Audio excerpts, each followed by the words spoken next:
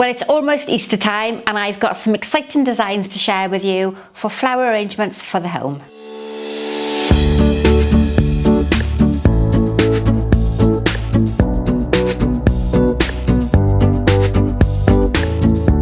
Good afternoon and welcome back. You might be able to tell I've got a bit excited with the Easter decorations. I'm going to blame my mother because she took me shopping yesterday and I couldn't resist all the lovely seasonal products that you can buy in the shop at the moment.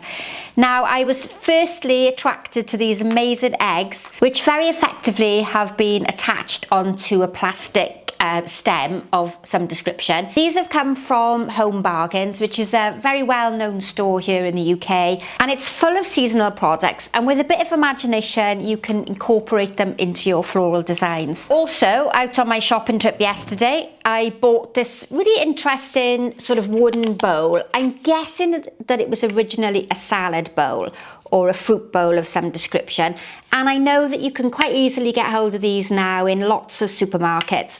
The wooden effect is very trendy for interior decoration, but true to form, this one has come from a charity shop, and I felt that this was going to give us a really lovely springtime Easter sort of vibe, and it's quite versatile. You could make a posy arrangement in it, you could use it for your salad or your fruit and veg, and I'm hoping that it's going to be waterproof. I haven't lined it with cellophane or a plastic dish of any description. I've just put some floral foam in there, and I thought it would be a bit of an experiment for me to work out whether or not it's going to be waterproof. So I've used a full block of foam and I've just cut it so that it fits really compactly into my container and that we can't visibly see it. And the reason for that is that I'm going to go quite tall with this arrangement. It's going to be a linear style, a very relaxed parallel arrangement.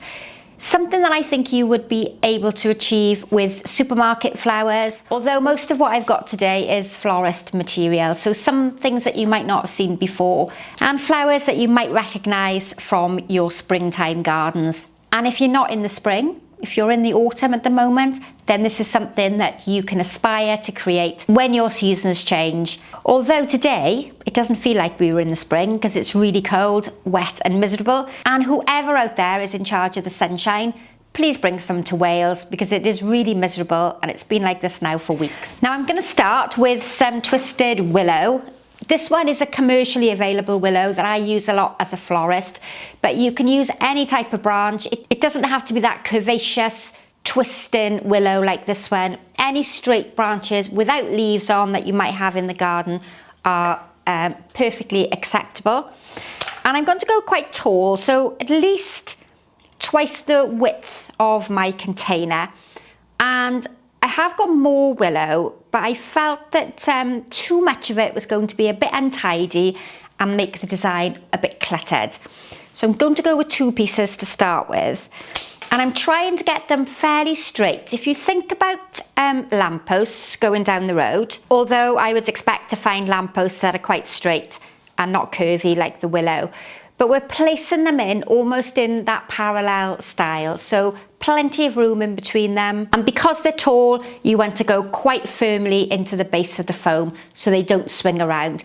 But the idea with this one is they're straight up, creating those parallel lines. So next, I'm going to introduce some of the plastic eggs, and you'll see that I've cut these down off the main stem so that instead of having one tall, thick branch, I've now got 3 separate placements.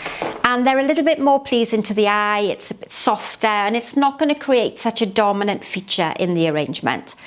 And I'm going to start with these quite tall, using the full stem to give me some height, but I'm going to try and get them in at different levels so that as your eye disappears away from the main focus of the arrangement, the design gradually softens as it moves away. And for a minute, I'm just going to put 3 pieces, trying again to keep them nice and straight in that parallel sort of style. So if you look at it from the side, you can see those pieces are all vertically placed.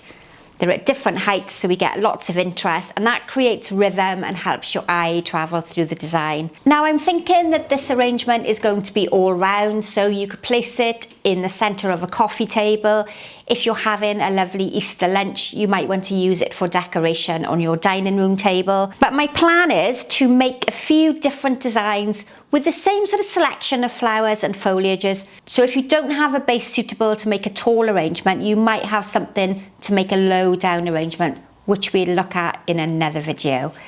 Now I've got a beautiful blue flower to use next. And what I've thought about is the colours that are in the eggs and how I can link those colours with the flowers themselves. And this is a gorgeous Delphinium. I nearly said a blue Delphinium, but I think it's quite obvious it's blue. So this is a lovely Delphinium. And this is a spray Delphinium, which to me is fairly new to the florist market. So it's a much softer head. It's really quite delicate, and I'll try and get a close-up photo of this later on. But instead of having that one centre spike that is usually seen with a Delphinium, we've got a couple of several sprays, very soft and delicate. It's really quite pretty, and this is the first time I've used it, and I'm absolutely loving it. I think it's so pretty.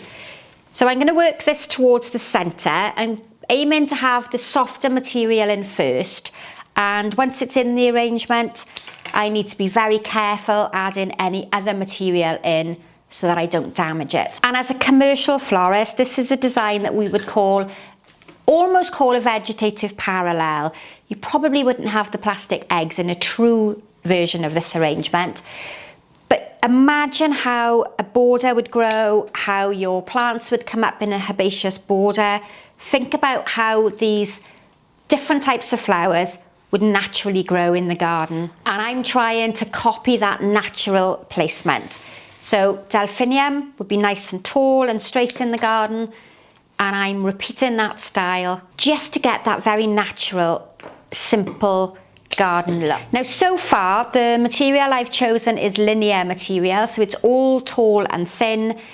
Next, I'm going to introduce a more rounder shape, and that's going to be in the form of a lovely Gerbera, little mini Gerbera there. And these were chosen because I've got a softer cream colour egg in the middle. And as a bigger flower, what we would refer to as a focal flower, I'm going to bring these lower down in the arrangement. Again, vary in the heights, but your eye picks up the softer flowers and then it works its way down to the bigger, more dominant flowers as we come towards the base.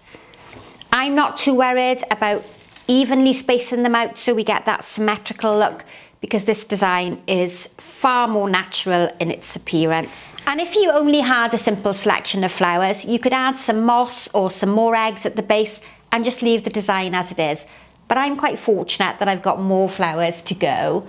And my next material is the gorgeous Blossom. Now, I think this might be Cherry Blossom, is one that I foraged for. We are in the spring at the moment, so the Blossom is pretty much everywhere at the moment. And there's a beautiful tree just outside where I work. So I've taken full advantage of it, gone and picked myself a few pieces. And this is going to give that real springtime feel to my arrangement. I'm going to work it slightly towards the centre, so the colour is drawn right the way through to the middle. A few extra pieces around the edge, and that is just so wonderful. And if you're lucky enough to have Blossom in your garden, then you could just arrange a few pieces of Blossom, some branches that don't have any leaves on it. And the reason I'm suggesting branches without leaves is because the design will look more elegant and more slimline, and it won't be so cluttered. Hopefully we've got a nice even distribution there of the colour. Next, I'm going to introduce a soft pink rose, a very delicate rose. And these have come from, this is actually a supermarket bunch, whereas a lot of the flowers I've used here are florist supplies. So this has come from a mixed bunch from the supermarket, and I have 4 roses. Now, generally we don't encourage you to arrange in quantities of 4 because it tends to give a very squared off look to the arrangement. But 4 is what I've got, so 4 is what I'm going to use. And rather than putting them in so that they're following that symmetrical pattern, I'm going to group 2 together in that single section there, And then I'm going to bring 2 in on their own, a little bit lower down. And on that point, I should also mention that I'm starting to introduce some digital downloads, and they're going to be on my Etsy store at the moment, and I will add a link into the description box below. At the moment, there's one on there explaining what the elements and principles of design are, but we're going to be adding to them hopefully on a weekly basis, which will really help you understand floral design. They're designed to be downloaded onto your laptop or your phone or whatever you want to use. If you're learning floristry or flower arranging, or even if you're a teacher and you want to use something in the classroom as a resource, these are really well written, even though I say myself, well written handouts. Now I have some very straight pieces of bulrushes, and again the colour works so well with my container. It's a tall, vertical, thin spike that will help your eye travel all the way up to the top. And I'm doing that same method. I'm not spreading the 4 out equally so that they're very rigidly placed in the design. I'm almost randomly placing them in, and it gives you a more natural design. Now, because it's spring and it's Easter, I'm going to introduce just a few little Narcissi, and these are gorgeous, really heavily scented Narcissi. Again, I only have a handful because they've came out of another mixed bunch.